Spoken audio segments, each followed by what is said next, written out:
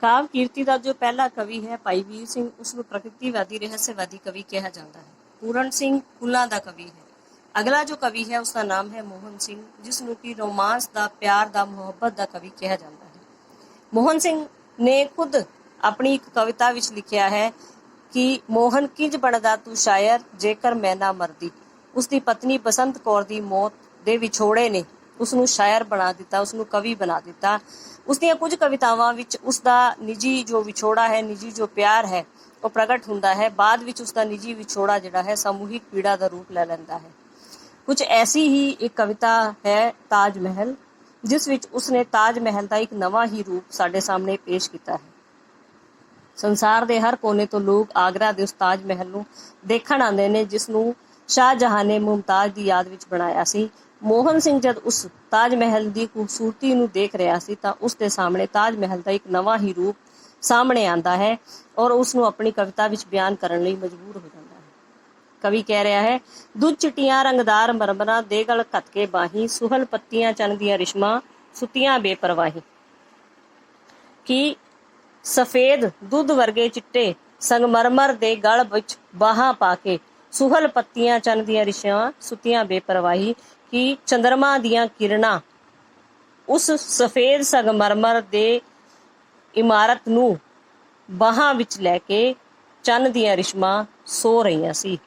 ਬਿਰਛ ਬੂਟਿਆਂ ਦੇ ਪਰਛਾਵੇਂ ਨਸ਼ਿਆਂ ਨਾਲ ਗੜੁੰਦੇ, ਔਰ ਉਸਦੇ ਨੇੜੇ ਜਿਤਨੇ ਵੀ ਬਿਰਛ ਬੂਟੇ ਸਨ ਉਹਨਾਂ ਦੇ ਪਰਛਾਵੇਂ ਵੀ ਨਸ਼ੇ ਨਾਲ ਗੜੁੰਦੇ ਹੋਏ ਸਨ। ਇੰਜ ਲੱਗ ਰਿਹਾ ਸੀ ਘਾਹ ਦੇ ਸੁਹਲ ਸੀਨਿਆਂ ਉੱਤੇ ਸਵਾਦ ਸਵਾਦ ਹੋਣਗੇ, ਜਿਵੇਂ ਉਹ ਘਾਹ ਦੇ ਸੀਨੇ ਦੇ ਉੱਪਰ ਨੀਂਦ ਵਿੱਚ ਊਂਘ ਰਹੇ ਹੋਣ, ਉਬਾਸੀਆਂ ਲੈ ਰਹੇ ਹੋਣ। ਲਗ ਟਾਣਾ ਗਲ ਵੇਲਾਂ ਸੁੱਤੀਆਂ, ਲਗ ਵੇਲਾਂ ਗਲ ਕਲੀਆਂ। ਇੰਜ ਲੱਗ ਰਿਹਾ ਸੀ ਕਿ ਜਿਵੇਂ ਟਾਣਾ ਦੇ ਗਲ ਲੱਗ ਕੇ ਵੇਲਾਂ ਸੁੱਤੀਆਂ ਹੋਣ ਤੇ ਵੇਲਾਂ ਦੇ ਗਲ ਲੱਗ ਕੇ ਕਲੀਆਂ ਸੁੱਤੀਆਂ ਹੋਣ। ਲਗ ਕਲੀਆਂ ਗਲ ਗੰਧਾਂ ਸੁੱਤੀਆਂ, ਨੀਂਦ ਵਲੇਵੇ ਵਲੀਆਂ। ਸਾਰੀਆਂ ਨੀਂਦ ਦੇ ਵਲੇਵੇ ਵਿੱਚ ਵਲੀਆਂ ਹੋਈਆਂ ਕਲੀਆਂ, ਲਗ ਕਲੀਆਂ ਦੇ ਗਲ ਲੱਗ ਕੇ ਖੁਸ਼ਬੂਆਂ ਸੁੱਤੀਆਂ ਹੋਈਆਂ ਸੀ। ਸ਼ਾਂਤ ਸੁੱਤੇ ਜਮਨਾ ਦੇ ਕੰਢੇ ਹਰੇ ਭਰੇ ਸਾਵੇਂ, ਜਮਨਾ ਦੇ ਸ਼ਾਂਤ ਕੰਢੇ ਹਰੇ ਭਰੇ ਸਣ। ਨੀਂਦ ਵੀ ਗੁੱਤੀ ਜਲ ਤਾਰਾ ਨੂੰ ਬੰਨੀ ਵਿੱਚ ਕਲਾਵੇ। ਇੰਜ ਲੱਗ ਰਿਹਾ ਸੀ ਕਿ ਜਮਨਾ ਦੇ ਉਹਨਾਂ ਕੰਢਿਆਂ ਨੇ ਜਮਨਾ ਦੀ ਉਸ ਜਲ ਤਾਰਾ ਨੂੰ ਆਪਣੀ ਬੁੱਕਲ ਵਿੱਚ ਲੈ ਲਿਆ ਹੋਵੇ। ਸੁੱਤੇ ਪਾਣੀਆਂ ਦੇ ਵਿੱਚ ਸੁੱਤਾ ਤਾਜ ਮਹਿਲ ਦਾ ਸਾਇਆ। ਸਾਰੇ ਸੁੱਤੇ ਚੌਗਿਰਦੇ ਦੇ ਅੰਦਰ ਇਉਂ ਲੱਗ ਰਿਹਾ ਸੀ ਕਿ ਤਾਜ ਮਹਿਲ ਦਾ ਸਾਇਆ ਵੀ ਸੋ ਰਿਹਾ ਹੈ, ਜਾਨੋ ਜਮਨਾ ਹਰਨ ਵਾਸਤੇ ਬੁੱਕਲ ਵਿੱਚ ਲੁਕਾਇਆ। ਇੰਜ ਲੱਗ ਰਿਹਾ ਸੀ ਜਿਵੇਂ ਜਮਨਾ ਉਸ ਦਾ ਅਪਹਰਨ ਕਰਕੇ ਲੈ ਜਾਣਾ ਚਾਹੁੰਦੀ ਹੈ ਔਰ ਉਸਨੇ ਉਸਨੂੰ ਆਪਣੇ ਬੁੱਕਲ ਵਿੱਚ ਲੁਕੋ ਲਿਆ ਹੈ।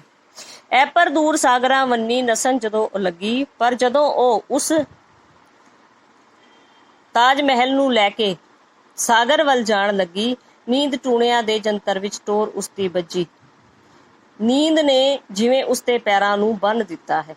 ਸੁੱਤੇ ਇਸ ਚੌਗਿਰਦੇ ਅੰਦਰ ਮੈਂ ਕੱਲਾ ਇੱਕ ਜਾਗਾਂ, ਜਗ ਰਹੀਆਂ ਦੋ ਅੱਖੀਆਂ ਮੇਰੀਆਂ ਚੁੱਪਚਾਪ ਵਾਂਗ ਚਰਾਗਾਂ।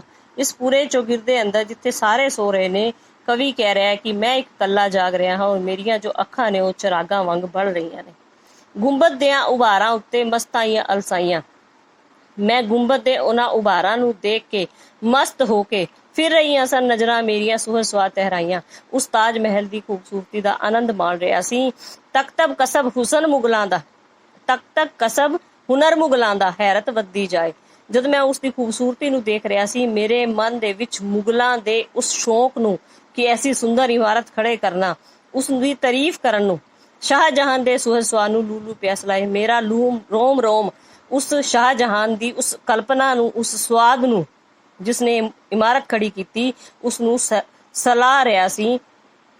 ਅਚਾਨਕ ਇੱਥੇ ਜੋ ਕਵਿਤਾ ਹੈ ਆਪਣੇ ਦੂਸਰੇ ਹਿੱਸੇ ਵਿੱਚ ਪ੍ਰਗਟ ਹੁੰਦੀ ਹੈ ਔਰ ਕਵਿਤਾ ਇੱਕਦਮ ਮੋੜ ਲੈ ਲੈਂਦੀ ਹੈ।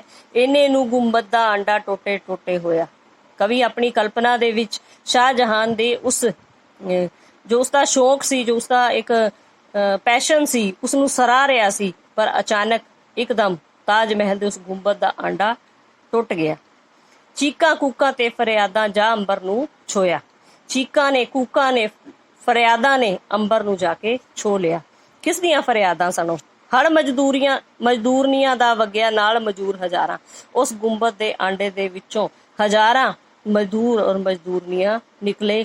ਚੱਕੀ ਕਈਆਂ ਦੁਰਮਟ ਤੇਸੇ ਬੱਜੇ ਵਿੱਚ ਵਗਾਰਾਂ, ਜੋ ਕਿ ਵਗਾਰ ਦੇ ਵਿੱਚ ਬੱਜੇ ਹੋਏ ਚੱਕੀ ਕਈਆਂ ਔਰ ਦੁਰਮਟ ਤੇਸੇ ਜੋ ਕਿ ਇੱਕ ਮਿਸਤਰੀ ਦੇ ਕੰਮ ਵਿੱਚ ਆਉਣ ਵਾਲੇ ਔਜ਼ਾਰ ਨੇ, ਉਹਨਾਂ ਨਾਲ ਉਹ ਵਗਾਰਾਂ ਵਿੱਚ ਬੰਨੇ ਹੋਏ ਸੀ, ਮਨੇ ਕੰਮ ਤੇ ਲਾਏ ਹੋਏ ਸੀ। ਦੁੱਧੀਆਂ ਨਾਲ ਪਲਮਦੇ ਬੱਚੇ ਕੰਮੀ ਰੁਝੀਆਂ ਮਾਵਾਂ। ਮੈਨੂੰ ਨਜ਼ਰ ਆਇਆ ਕਿ ਕਿਵੇਂ ਬੱਚੇ ਆਪਣੀ ਮਾਂ ਦਾ ਦੁੱਧ ਪੀਣ ਲਈ ਰੋ ਰਹੇ ਸੀ ਔਰ ਉਹਨਾਂ ਦੀਆਂ ਮਾਵਾਂ ਕੰਮਾਂ ਵਿੱਚ ਰੁੱਝੀਆਂ ਹੋਈਆਂ ਸੀ। ਅੱਖਾਂ ਦੇ ਵਿੱਚ ਛਲਕਣ ਅਥਰੂ, ਹਿੱਕਾਂ ਦੇ ਵਿੱਚ ਆਹਾਂ।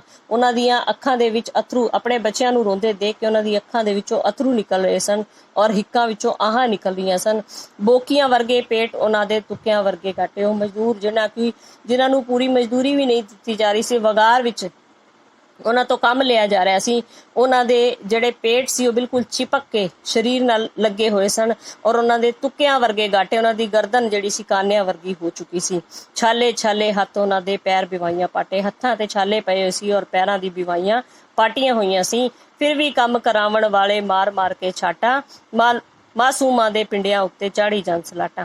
ਫਿਰ ਵੀ ਕੰਮ ਕਰਾਉਣ ਵਾਲੇ ਉਹਨਾਂ ਤੇ ਤਰਸ ਨਹੀਂ ਸੀ ਖਾ ਰਹੇ, ਉਹਨਾਂ ਨੂੰ ਛਾਂਟ ਹੁੰਦੀ ਪਤਲੀ ਜੀ ਡੰਡੀ, ਛਾਂਟਾਂ ਮਾਰ ਮਾਰ ਕੇ ਉਹਨਾਂ ਤੋਂ ਕੰਮ ਲੈ ਰਹੇ ਸੀ। ਉਹਨਾਂ ਮਾਸੂਮ ਪਿੰਡਿਆਂ ਦੇ ਉੱਪਰ, ਉਹਨਾਂ ਦੇ ਸਰੀਰਾਂ ਦੇ ਉੱਪਰ ਉਸਦੇ ਨਿਸ਼ਾਨ ਸਾਟਾਂ ਦੇ ਜਿਹੜੇ ਸੀ ਨਜ਼ਰ ਛਾਟਾਂ ਦੇ ਆ ਰਹੇ ਸੀ।